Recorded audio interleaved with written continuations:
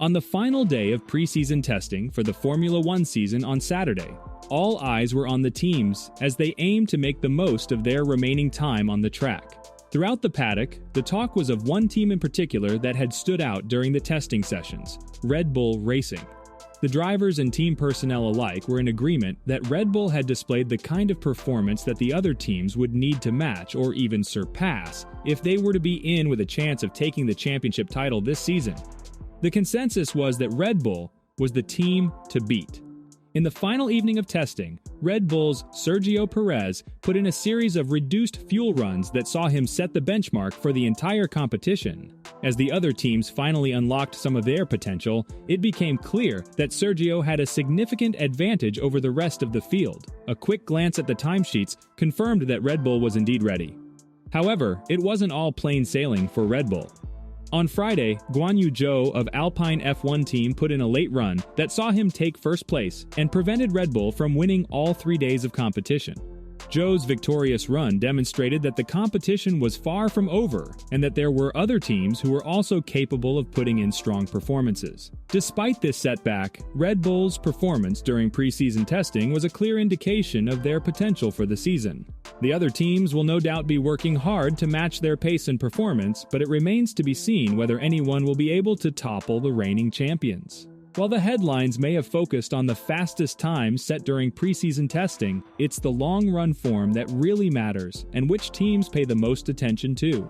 And when it came to long-run performance, it was clear that Red Bull had everything under control. During the race simulation sessions, neither Sergio Perez nor Max Verstappen's other challengers were able to match their lap times, suggesting that Red Bull had a clear advantage. The vehicle's reliability also appeared to be excellent, with only a small issue surfacing on the second day of testing. Helmut Marko, the motorsport advisor for Red Bull, emphasized the importance of not relying solely on times in testing, saying in an interview with Sky Germany, "Times, as we know in testing, are relative. We don't know what the competition was like on fuel, so if they were heavier than us, then our time is relative. But it has been shown that we are reliable, that we are fast at the front. Above all that, what makes us very optimistic is that both of Perez's and Max's long runs were clearly at least faster than those of the competition." However, being the team to beat in testing does not guarantee success throughout a race weekend, as Fred Vasseur, the principal of the Ferrari team, pointed out on the final day of testing. "I don't remember who did the fastest lap time last year in Bahrain, but he was not on pole position for the race, and that was the same 2 years ago." Despite this caveat, a deeper analysis of Red Bull's testing performance raises concerns for rival teams about their ability to overtake the reigning world champions. The team appeared to have a clear advantage in terms of both speed and reliability, giving them a strong platform to build on. Effortless pace. Only the most skilled drivers can get the most out of the quickest Formula One car when pushed to their limits, since these cars can be incredibly difficult to operate. Yet from the first moment that the RB19 struck the circuit in Bahrain, it was easy for Verstappen and Perez to take it to the edge of the track. Early on, when other teams had trouble getting their vehicles to have a good balance, Verstappen boasted that his team had not had to deal with any problems. "Every time I jumped in the car, I felt comfortable and could push instantly," he said. It seemed to be borne out on the first day of the test when, after a handful of installation laps, Verstappen spent the rest of the day blazing through quick 5-6-7 laps run, all at the same startlingly steady speed and only interrupted by stepping into the pits to make configuration tweaks. His consistent performance throughout those runs gave the impression that he and the car were in an extremely joyful place, and that everything was controlled and moving quickly. It was a very outstanding performance for a test of a new car. When asked to reflect on the event, Verstappen stated that the fact that Red Bull struck that sweet spot so early gave them a significant head start in understanding the car.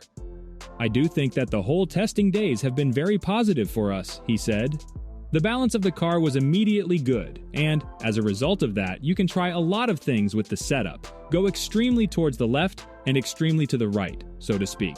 That's good, because this is how you learn a lot about the car." New tires giving Verstappen what he wants.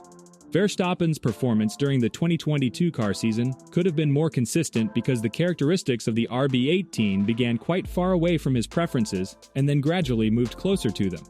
The early season surplus mass that Red Bull started the 2022 campaign with meant that the vehicle was too lazy at turn-in, and the understeer characteristic is something that Verstappen is well known to dislike in a race car.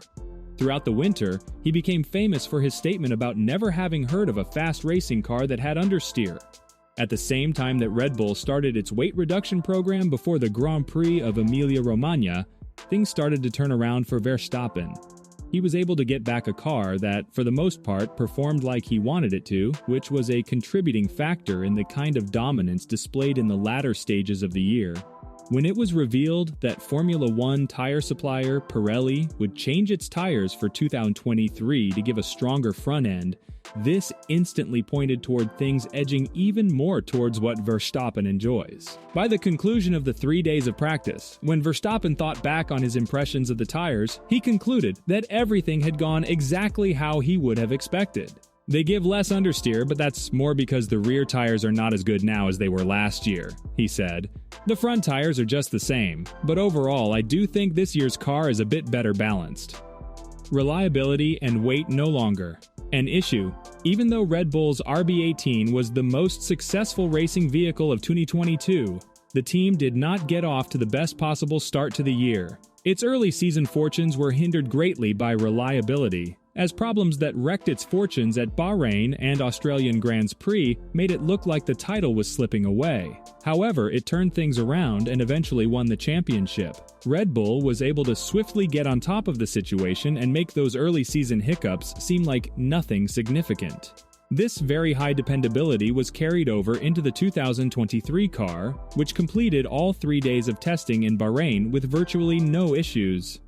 The other area in which Red Bull needed to catch up with the previous year's competition has also been eliminated, as the team has successfully met its weight targets for the RB19. This implies that it is no longer forced into a corner with the setup and will have many more options to pursue lap time. Verstappen is already operating under the idea that the 2023 campaign is getting underway with a significantly improved baseline compared to what he had a year ago. Compared to last year, because that was kind of the same car, it's a step forward, he said. But that's normal because last year, our car was way too heavy. It was the first year with a whole new car and a new set of technical regulations as well, so you learn a lot throughout that first year. Because of that, I think this year starts a bit easier. But then you still have to make a good step forward, of course, and I think we've done that. There were very few spectators at the track in Bahrain a week ago who could disagree. If you have reached this far, like this video, subscribe to our channel, and press the notification bell so you may not miss any future updates. See you in another video. Until then, take care. Do tell us your views in the comment section.